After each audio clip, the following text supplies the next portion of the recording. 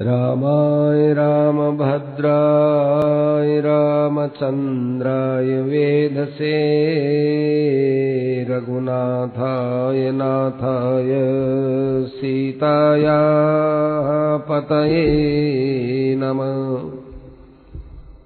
अतुलितबलधामं हेमशैलाभुदेहम् दनुजवन कृशानुं ज्ञानिनामग्रगण्यम् सकलगुणनिधानं वानराणामधीशम्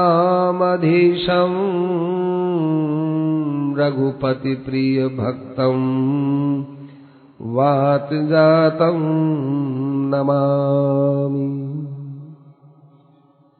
ज्ञान का और भक्ति का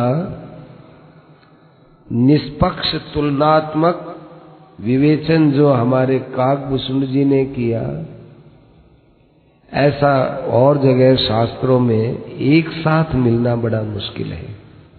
सार क्या निकला है कि भगवान की भक्ति बड़ी सुगमता से सारा काम बना देती है। ज्ञान और भक्ति दोनों से कल्याण होता है, परंतु भक्ति का जो कल्याण होता है बड़ा सुगम होता है, बड़ा सरस होता है। गरुड़ जी महाराज को ये सब बातें सुनाए तो भूषण जी महाराज कहने लगे कि देखो, आप जैसे श्रोता हमको मिल गए, आपके पास बैठ करके हमने इतनी बातचीत की, ये संत समागम भगवान ने मुझे दिया। कैसे भगवान हमारे पर कृपा करते हैं। देखो, काकभूषण जी बोलने वाले हैं, गरुड़ जी सुनने वाले हैं। इतना होते हुए भी काकभूषण जी ने सुनने वाले को संत बताया है कि सुनने वाले न हो तो सुनाने वाले का सत्संग हो ही नहीं सकता। तो इसमें भगवान का चरित्र, हे गरुड़ जी, हमने सुनाया।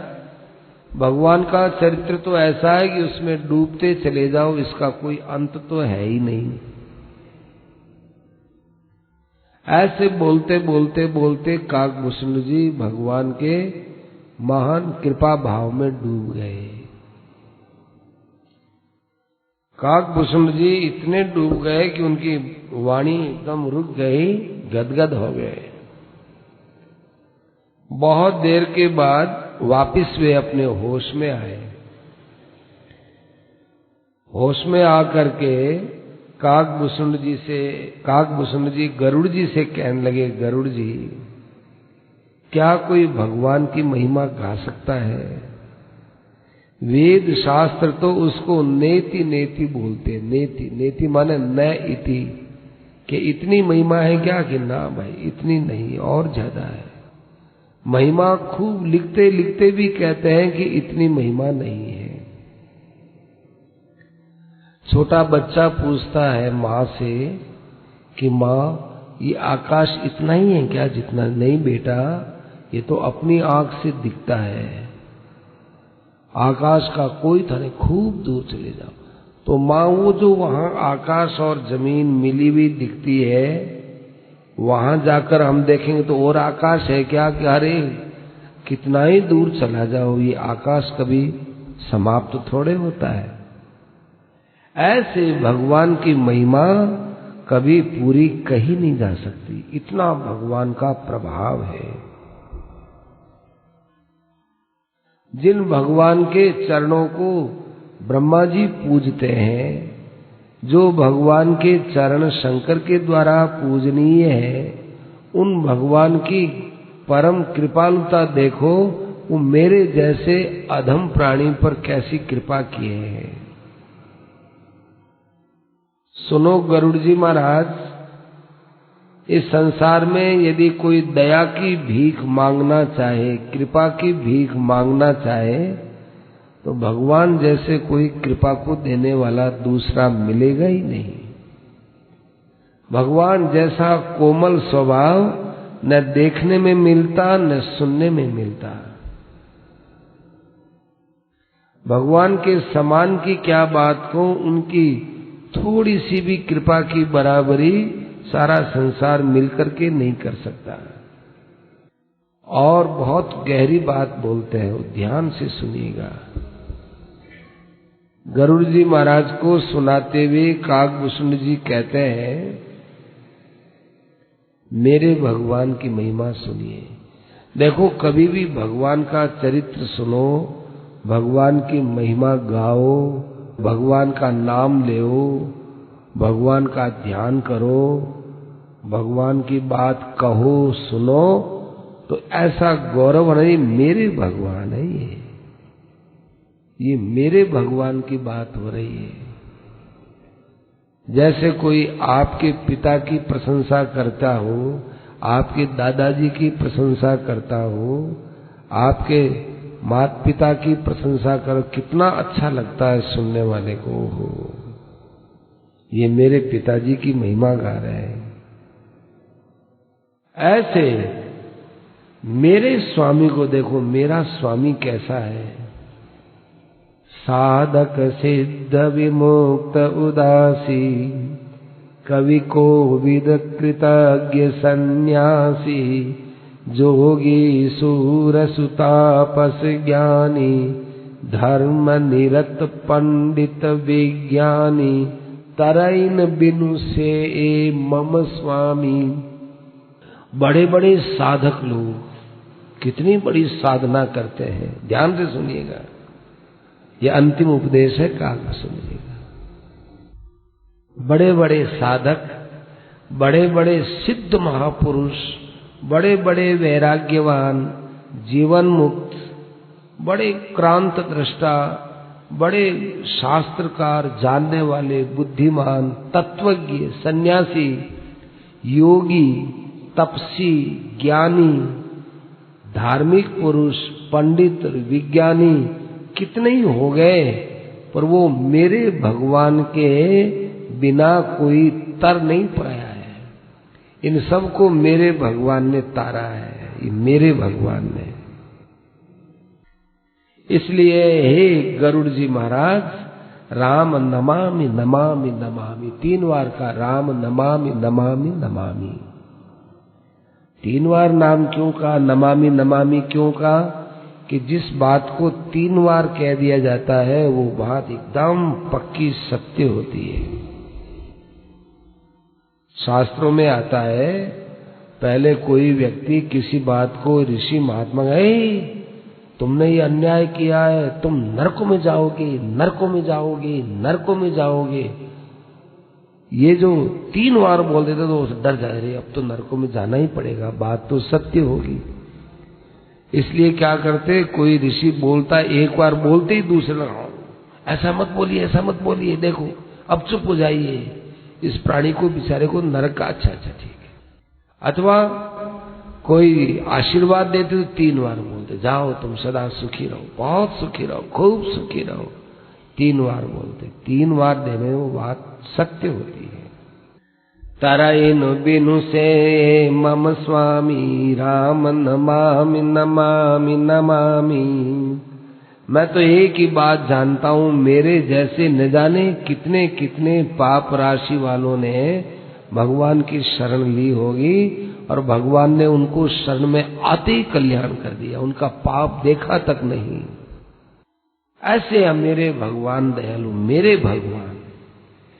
देखो, भगवान का नाम ले तो बस मेरे भगवान है, ध्यान करो तो मेरे भगवान का ध्यान कर रहा हूं, कथा सुनो तो मेरे भगवान की कथा है, जिनका नाम संसार के आवागमन की बीमारी को मिटाने का सबसे बड़ा औषध है और 3 प्रकार के पाप को जो दूर करने वाला है, वही भगवान मेरे पर सदा ही कृपा करते रहे और सदा सदा ही मुझे संतों का समागम मिलता रहे और उनका चरित्र कहता सुनता रहूं, यही मेरे पर अनुकूलता बनी रहे।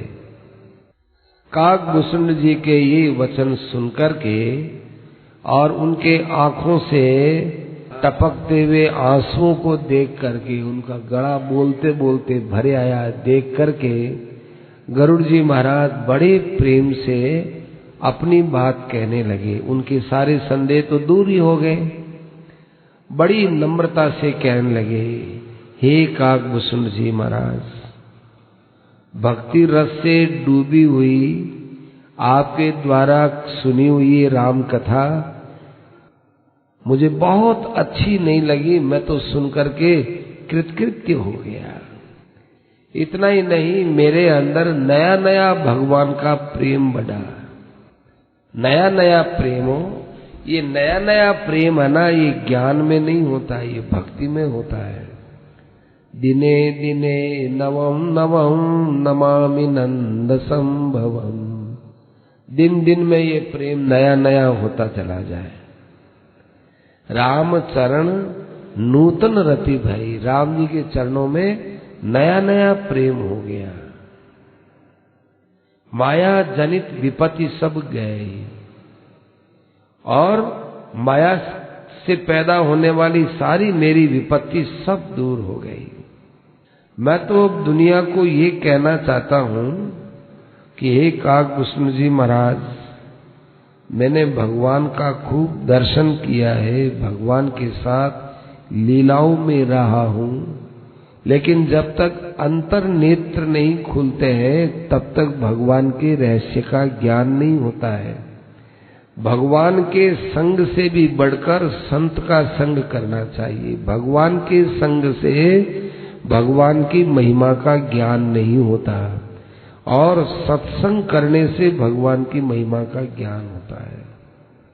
तो भगवत संग से बढ़कर भगवान के भक्तों का संग होता है। अब बताओ, मैं तो मोह रूपी सागर में डूब रहा था, आपने कृपा करके मुझे बचा लिया, नौका बन गए आप।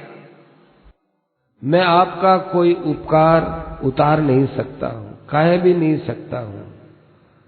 मैं क्या कर सकता हूं, आप जैसे सत्पुरुषों के चरणों में प्रणाम कर सकता हूं, और मेरे पास इस उपकार के बदले कोई उपकार करने का साधन भी तो नहीं है। संत विटप सरिता गिरिधरनी, परहित हेतु सबन के करनी। एक तो संत होते हैं वो सदा दूसरे के लिए ही होते हैं। वृक्ष होता है सदा दूसरे के लिए होता है। देखो वृक्ष की छाया ना वृक्ष के काम नहीं आती, वृक्ष के पत्ते वृक्ष के काम नहीं आते, वृक्ष के फल वृक्ष के काम नहीं आते। ऐसे ही संत पुरुष भी होते हैं, वो दुनिया के काम आते हैं। संत अपने लिए दुनिया का उपयोग नहीं करता। नदी है वो अपना जल स्वयं नहीं पीती है। पर्वत वो अपनी गुफाओं में खुद नहीं रहता है। पर्वतों के अंदर भी कोई कोई ऐसी खनिज खाने होती है, वो भी पर्वत के काम नहीं आती है। ऐसे ही पृथ्वी है, पृथ्वी सबको अपना आधार देती है। ये दूसरे के हित के लिए सब कुछ सहन करने वाले होते हैं। परंतु इन सब में भी देखा जाए तो संत ही है, इसका स्थान तो बहुत ही ऊंचा है। कई लोगों ने कहा है कि संत होता है वो मक्खन के समान है, संत का हृदय मक्खन के समान है। पर हे काकभूषण जी महाराज, कवियों ने कह तो दिया पर उनको कहना आया नहीं। क्यों नहीं आया महाराज? मक्खन कितना मुलायम होता है, बहुत चिकना होता है। ऐसे संत मुलायम होते हैं, चिकने होते हैं। अरे इतना ही मत देखो। संत हृदय नवनीत समाना, कहा कवि न पर कहे न जाना। निज परिताप द्रवई नवनीता। ये मक्खन को आप जो है गरम करो तो उसमें चिड़चिड़ होगा। वो तो क्या होगा कि वो चिड़चिड़ क्यों होगा कि देखो वो मक्खन है वो खुद गर्म होता है, चिड़चिड़ हो जाता है। उसमें छाछ बोलती है, पानी बोलता है, ऐसा हमने सुना है। भाई हमारा तो काम पड़ा नहीं, खाने का तो काम पड़ जाता है पर मक्खन को कभी तपाने का काम पड़ा नहीं। सुना है वो चिड़चिड़ होता है।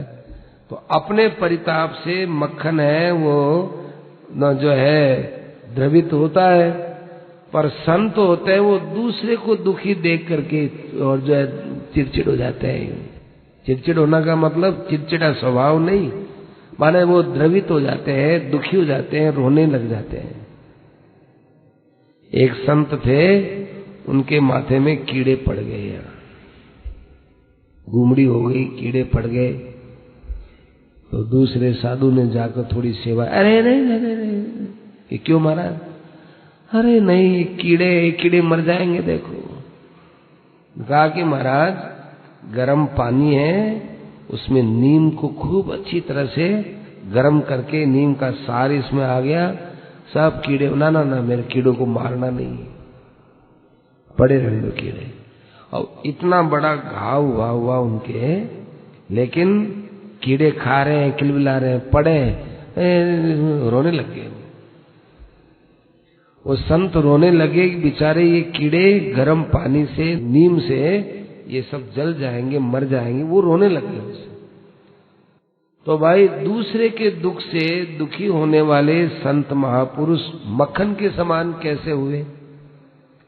हम इनको किनके समान कहें, कोई कह नहीं सकते संत महात्माओं को। बहुत अच्छा हुआ इतने दिन तक आपके पास बैठकर सत्संग किया। आपकी कृपा से मेरा भगवान की लीला देखकर जो संदेह पैदा हुआ था ना कि देखो भगवान के यहाँ सर्प बंध गए, मैंने जाकर सर्प का बंधन खोल दिया, ऐसा जो मेरे अंदर अभिमान हुआ, भगवान की लीला में संदेह हुआ, वो सारा संदेह मेरा आज दूर हो गया। काकभूषण जी महाराज, मैं सदा ही आपका दास रहूंगा, जाने सदा मोहि निज किंकर, आप मुझे अपना सेवक जानिए। बार बार ऐसा कहा। और अब ध्यान से सुनिए कि गरुड़ जी महाराज काकभूषण जी के चरणों में प्रणाम करके बड़े प्रेम से, श्रद्धा से उनसे आज्ञा लेकर सीधे कहाँ गए? गयऊ गरुड़ वैकुंठ तब हृदय राखी रघुवीर। भगवान को हृदय में रखकर बैकुंठ में गए। गरुड़ जी बैकुंठ से नहीं आए थे जो बैकुंठ में गए।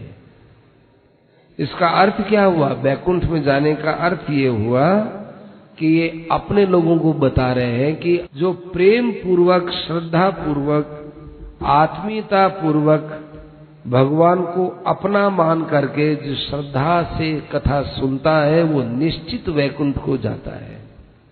गरुड़ जी महाराज सीधे वैकुंठ में गए। अनुमान लगाइए अब जाकर के उन्होंने भगवान के दर्शन किए होंगे तो क्या क्या भाव पैदा हुआ होगा। दर्शन तो पहले भी करते थे, पर पहले इतना सत्संग का भाव नहीं था उनके मन में, इतनी प्रेम की बात पैदा नहीं हुई। आज इन्होंने जो सत्संग किया, उस सत्संग के प्रभाव से जब भगवान के दर्शन किए होंगे तो उस दर्शन से उनको कितना आनंद मिला होगा। भगवान के पास भी जाकर ये कहा होगा कि महाराज आपका रूप तो वही है जो पहले मैं देखता था, लेकिन मेरी दृष्टि ऐसी सत्संग से बदल गई कि आपके एक एक अंग में मुझे दिव्यता मालूम देती है। नयनों में आपकी सुंदरता कुछ और ही होती है। एक बार महाराज जी कुरुक्षेत्र पधारे थे, वहां सत्संग हुआ। सूर्य ग्रहण में प्राय बहुत लोग कुरुक्षेत्र जाते हैं, तो एक पंडित जी भी गए हुए थे महाराज जी के साथ ही। तो वो पंडित जी गए तो फिर वहां महाराज जी ने सत्संग में बताया कि देखो इतने लोग आए हैं, कितने श्रद्धालु पुरुष, इनकी कितनी बड़ी श्रद्धा। तो बाद में वो पंडित जी कहने लगे कि महाराज सत्संग में आने पर मेरी दृष्टि बदल गई, नहीं तो मैं यहाँ कुरुक्षेत्र में आया, इधर उधर घूमा तो मुझे इतना बुरा लगे, कैसे आदमी है, चाहे कहीं थूक देते हैं, चाहे कहीं लघु शंका कर देते हैं, चाहे कहीं गंदगी कर देते हैं। कभी मेरे श्रद्धा ही नहीं उन लोगों को देख करके, कैसे हैं, कैसे नहा लेते हैं, कैसे कहाँ है, कितनी गंदगी करते हैं।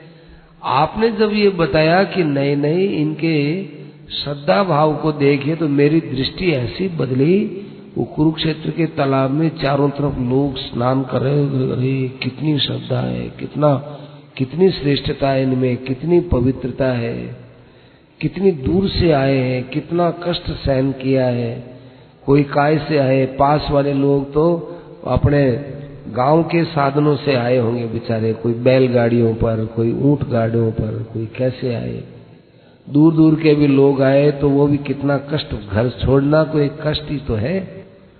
ऐसे करते करते बेचारे ये लोग आए हैं, ओहो कितने पवित्र है, मेरी दृष्टि बदल गई। सत्संग से सज्जनों संसार वही रहता है, पर अंदर में एक दृष्टि और हो जाती है, देखने का तरीका बदल जाता है। मकान वही है पर उसको देखने का तरीका बदल जाता है, परिवार के लोग भी वही हैं पर उनका देखने का, समझने का तरीका बदल जाता है। ये सब बात बताने के लिए गोस्वामी जी महाराज ने संक्षेप में कह दिया कि तासु चरण सिरनाय करी प्रेम सहित मति धीर गयऊ गरुड़ वैकुंठ तब हृदय राखी रघुवीर गिरिजा संत समागम समन लाभ कछुआन। देखो पार्वती, संत समागम के समान संसार में कोई लाभ हो सकता है क्या? कोई कहते हैं हमको लाभ हुआ, उसको बहुत लाभ हुआ, ऐसा व्यापार में लाभ हो गया, उसको कोई डिग्री का लाभ हो गया, किसी को क्या हो गया, इसको डिग्री मिल गई साहब, एमए की डिग्री मिल गई, आचार्य की डिग्री मिल गई। हमारे भगवान शंकर कहते हैं कि देखो पार्वती, संत समागम के समान कोई संसार में लाभ है क्या? नहीं है महाराज। ये मैं नहीं कहता हूं पार्वती, गावई वेद पुराण, वेदों में पुराणों में सत्संग की बहुत महिमा गाई है। तो महाराज सत्संग मिलता कैसे है? भाग्य से मिलता है क्या? कि भाग्य से कैसे मिलेगा? देखो सत्संग भाग्य से कैसे मिलेगा ये बताओ। क्यों? उत्तम कर्म किए, उत्तम पुण्य का काम किया तो सत्संग मिल गया कि नहीं? उत्तम काम करने के लिए भी तो सत्संग चाहिए। ये काम उत्तम है और ये काम उत्तम नहीं है, तो जो अनुत्तम काम है उसका त्याग करना और उत्तम काम को करना, ये बात कहाँ मिलती है? सत्संग में मिलती है। तो सत्संग पुण्य का फल नहीं है, सत्संग क्या है? बिनु हरि कृपा न होय सो, भगवान की कृपा से मिलता है। सत्संग मिलता है, भगवान की अतिशय कृपा होती है। कितने दयालु भगवान, हमारे सब पापों को भगवान दरकिनार करते, एक तरफ करके प्राणी को सत्संग देते हैं। सत्संग करो भाई। तो गिरिजा संत समागम समन लाभ कछुआन बिनु हरि कृपा न होय सो गावहि वेद पुराण। इसलिए मनुष्य को सत्संग करना चाहिए। देखो पार्वती, सती रूप में तुम मेरे पास थी और मेरे पास रहने पर भी तुमको सती रूप में जो है मोह हो गया। राम जी का चरित्र देखकर तुमको मोह हो गया था। आज है क्या? नहीं है महाराज। क्यों? ये रामचरित्र सुना, सत्संग किया, इसलिए नहीं है। इसलिए मैं ये बात कहता हूं कि देखो पार्वती, भगवान का जो चरित्र सुनना, सत्संग करना, ये भवसागर से धक्का लगाने के समान। कोई आदमी डूबने वाला हो, तैरना जानता नहीं, तैरना जानता नहीं, कोई तैराक आदमी उस आदमी को धक्का लगाए, धक्का लगाते लगाते लगाते वो किनारे पहुंच जाता है, वो डूबने से बच गया। ऐसे ही सत्संग और भगवत कथा, ये क्या है? आदमी को धक्का लगाते हैं, माने दूसरों की शक्ति से जो पार होता है, डूबने वाला व्यक्ति तो जानता नहीं दूसरा तैराक है, और वो तैराक उसको पकड़ लेगा तो वो तैराक को पकड़ लेगा, तो तैराक और डूब जाएगा। तैराक कभी भी डूबने वाले को अब ज्यादा अपने ऊपर आने नहीं दो, सीधा धक्का ही लगाता है, उसके धक्का लगाता है, लगाते लगाते वो किनारे पड़ जाता है। एक तैराक को देखा, उसने यूं धक्का लगाया तो किनारे पर आया तो उस व्यक्ति का सिर फूट गया। तो मैंने सिर फोड़ दिया, तो नहीं सिर फोड़ दिया तो कोई बात नहीं, जान बच गई भाई। सिर फूट गया, टांके लग जाएंगे, सब ठीक हो जाएगा, मरी जाते ना हम। तो ऐसे ही ये जो धक्का लगता है भगवान के चरित्र को सुनने का, सत्संग का धक्का लगता है, उससे हम लोग डूबने वाले बच जाते हैं। तो देखो पार्वती, ये बड़ा पवित्र इतिहास, बड़ा सुंदर भगवान का चरित्र हमने तुमको सुना। सुनत श्रवण छूटे ही भव पासा। संसार का जो पाश है, पाश माने फंदा।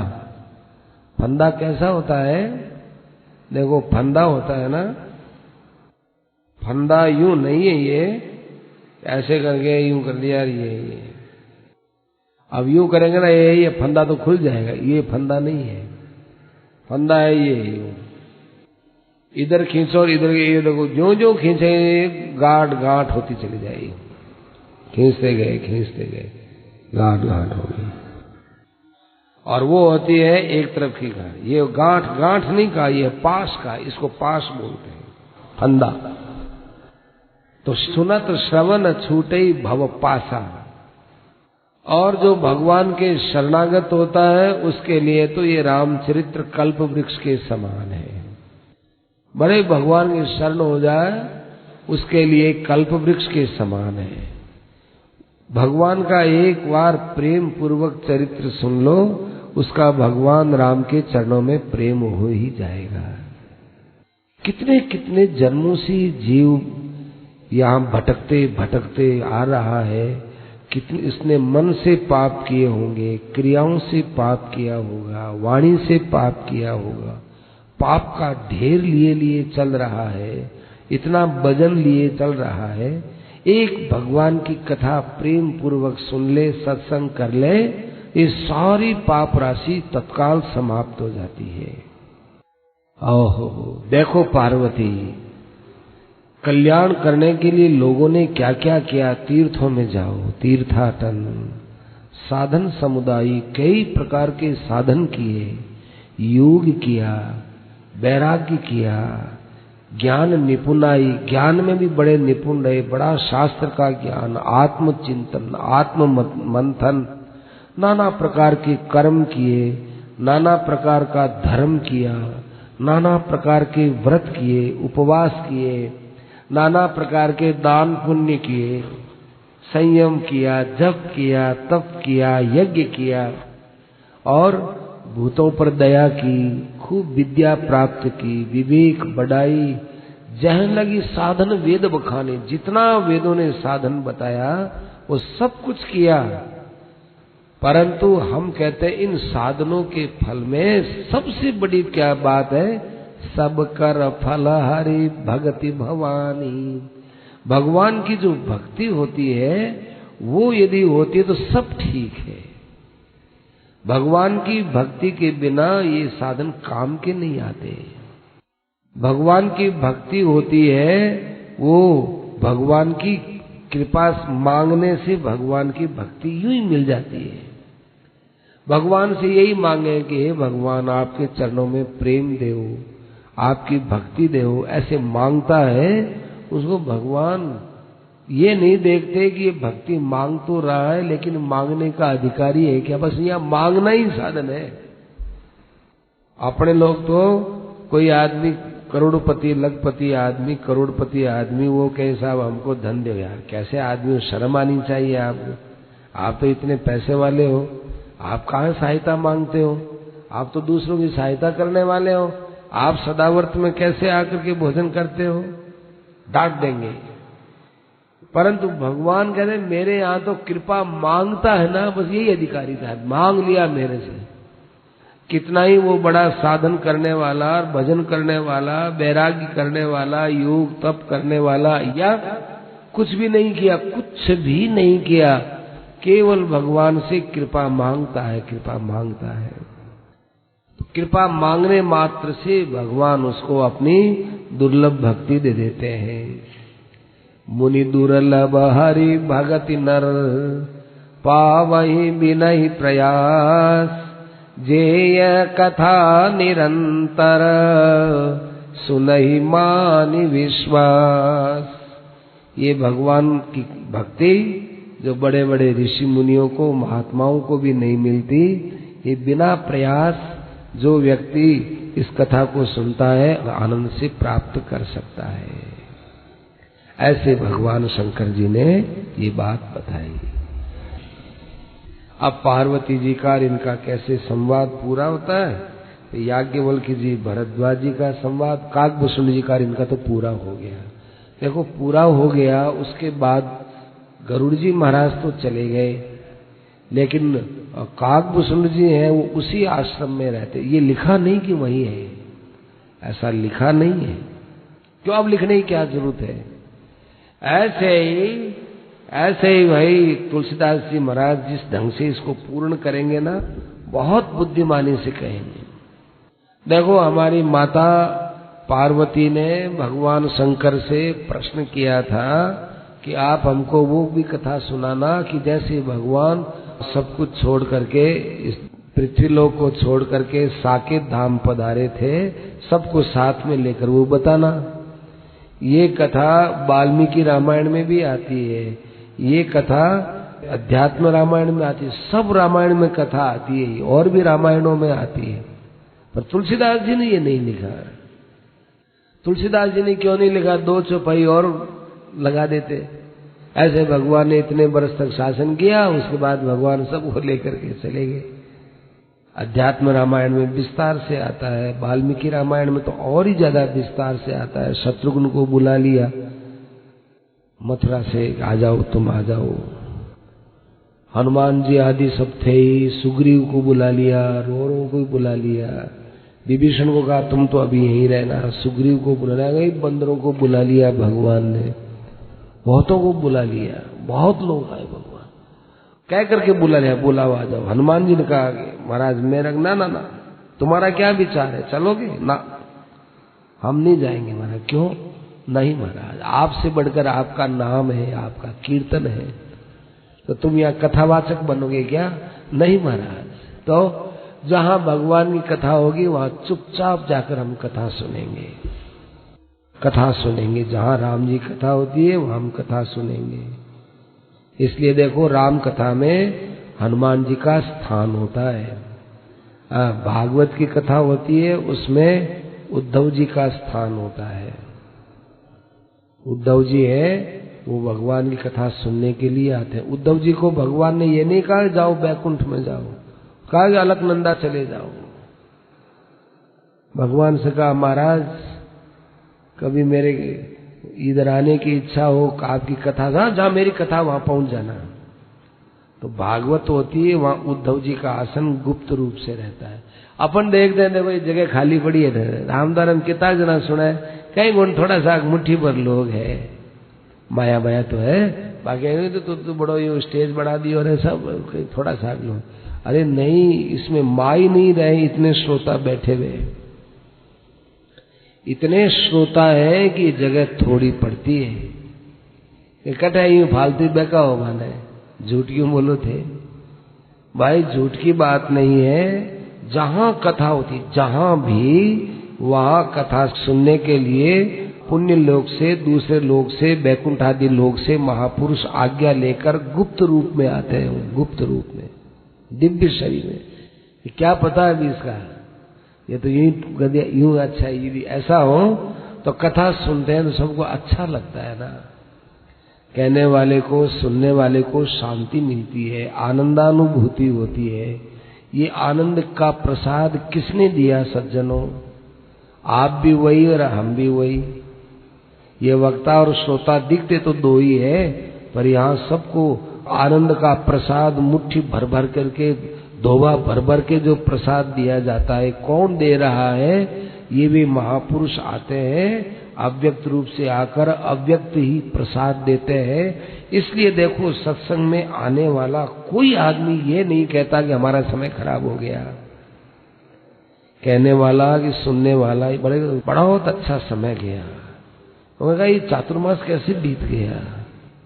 अच्छे काम में समय लगता है तो समय छोटा हो जाता है, और अशांति में जो समय जाता है वो समय बहुत कटता नहीं है।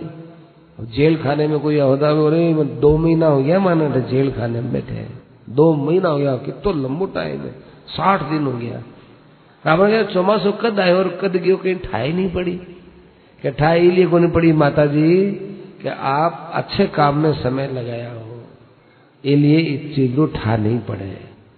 तो गोस्वामी जी महाराज ने भगवान का और साकेतवास का प्रसंग क्यों नहीं कहा कि गोस्वामी जी महाराज की इच्छा है कि भगवान साकेतवास में चले गए तो पढ़ने वाले सुनने वाले ये न समझ ले कि भगवान तो मेरे हृदय में तो है नहीं, साकेत चले गए। गोस्वामी जी महाराज ये जब बताना चाहते हैं कि भगवान आपके हृदय में विराजमान है, भगवान के साथ में हमारा सानिध्य गोस्वामी जी महाराज रख रहे हैं। समय समय की बात है भाई। गोस्वामी जी महाराज के समय तक कितना, वाल्मीकि जी महाराज से गोस्वामी जी तक के बीच में कितना समय निकल गया, कितनी श्रद्धाएं बदल गई, सामाजिक व्यवस्थाएं बदल गई, अवधारणाएं बदल गई, श्रद्धाएं बदल गई। इसलिए गोस्वामी जी महाराज ने समय के अनुसार जो लिखा है बिल्कुल ठीक लिखा है। इसलिए ये सब प्रसंग नहीं कहा, जिस प्रसंग का कोई अपनी साधना से मतलब नहीं था। मुनि दुर्लभ हरि भगति नर पावई बिनहि प्रयास, जे ये कथा निरंतर सुनहि मानि विश्वास। एक तो इसमें विश्वास होना चाहिए, और जो है ये निरंतर कथा सुने, निरंतर कथा के अंदर ही व्यक्ति डूबा रहे, और नहीं तो अपने अंदर ही कथा खुद ही कहे और खुद ही सुने। अपने अंदर ही कथा कहे सुने, आनंद का अनुभव होगा। राम श्री राम, राम श्री राम, राम राम श्री राम, राम श्री राम, राम श्री राम, राम श्री राम,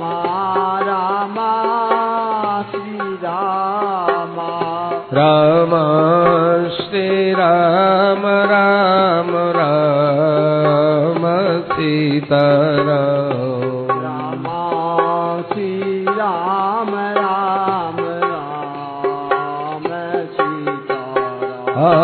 राम श्री राम, राम श्री राम, राम श्री राम, राम श्री राम, राम श्री राम, राम श्री राम, राम श्री राम, राम श्री राम, राम श्री राम, राम श्री राम, राम श्री राम, राम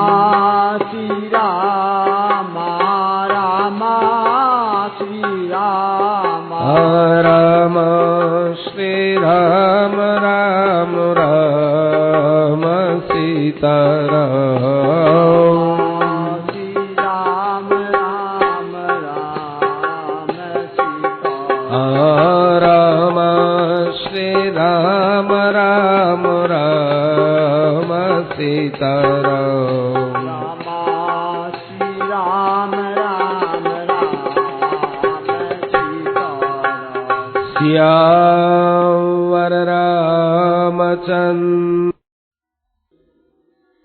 रामाय रामभद्राय रामचन्द्राय वेधसे रघुनाथाय नाथाय सीताया पतये नमः।